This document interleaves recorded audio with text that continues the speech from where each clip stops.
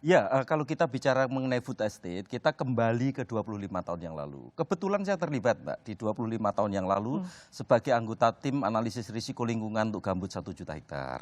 Saya keluar masuk hutan dari tahun 96 sampai tahun 98 di sana. Dan lokasinya luar biasa bagus karena lahan-lahan tersebut didominasi oleh pohon-pohon besar kan. Lalu setelah itu dibongkar mulai tahun 97 dibongkar, lalu 98 jadilah yang kita sebut sebagai lahan gambut 1 juta hektar PLG. Lalu kemudian didatangkan transmigran sebanyak 15.000 transmigran didatangkan ke sana untuk menggarap 30.000 hektar. Ya. Tapi akhirnya kita tahu persis bahwa lahan gambut 1 juta hektar akhirnya gagal. Lalu transmigran banyak yang akhirnya keluar dari lokasi yang bersangkutan. Jadi itu yang terjadi di saat gambut 1 juta hektar. Tahun 199 Bappenas, Badan Perencanaan Nasional, kemudian menstop proyek tersebut dan pemerintah kemudian merehabilitasi dan keluar dana 3 triliun untuk rehabilitasi lokasi tersebut. Lalu pada zaman SBY apakah ada proyek food estate? Ada. Yang pertama tahun 2008. 2008 SBY mencanangkan program yang disebut sebagai Merauke Integrated Food and Energy Estate. Seluas berapa? 1,23 juta hektar. Lalu akhirnya apa yang terjadi? Kita juga tahu ceritanya. Lahan tersebut kemudian dibagikan ke 37 investor. Dari 37 investor hanya 1 investor yang bergerak di pangan.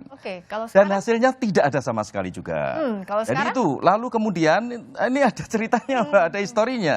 Lalu kemudian ada 2 proyek lagi di zaman SBY. Yang satu Ketapang, Bulungan seluas 300.000 hektar dan akhirnya hanya beberapa hektar saja yang tercetak sawahnya. Lalu kemudian di Bulungan, di Ketapang 100.000 hektar. Dan di Ketapang salah satu direktur utama BUMN Pangan akhirnya masuk penjara gara-gara itu. Lalu kemudian kita kembali ke masa Jokowi saat ini, Pak Jokowi.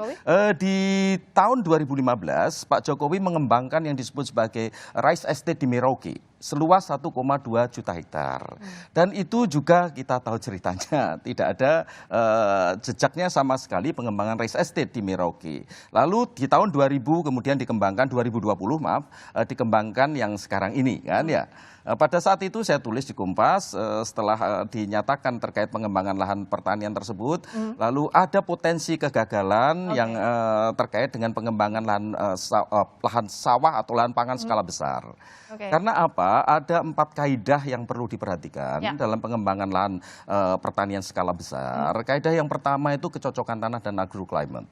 Dalam arti ketika itu kita tabrak, jawabannya pasti, Mbak. Gagal. Pasti apa? Pasti gagal maksudnya itu. Lalu yang kedua, kelayakan infrastruktur. Infrastruktur itu ada 2. Satu infrastruktur jaringan irigasi dan yang kedua infrastruktur jalan usaha tani. Selama infrastruktur tersebut tidak dibangun dengan sempurna, seperti kasus lahan gambut 1 juta hektar tidak dibangun dengan sempurna, pasti akan gagal juga. Lalu yang ketiga, ini terkait dengan teknologi, lalu ketersediaan benih dan sebagainya yang cocok untuk wilayah setempat. Kalau itu tidak dibangun, sudah barang tentu akan gagal. Dan yang keempat, yang penting juga, ini masalah sosial dan ekonomi. Di sosial dan ekonomi, sosial masalah tenure, masalah kepemilikan lahan. Jadi ini satu masalah yang cukup kompleks. Lalu kemudian masalah ekonomi. Kebetulan saya terlibat lagi. Kami melakukan pilot plan di Blok A2, di lahan gambut 1 juta hektar. Dan hasilnya berapa? Hasilnya 0,85 ton gabah kering panen per hektar. Bersama-sama dengan teman-teman BUMN Pangan. Untuk itu mengapa teman-teman BUMN Pangan tidak terlibat saat ini di proyek food estate.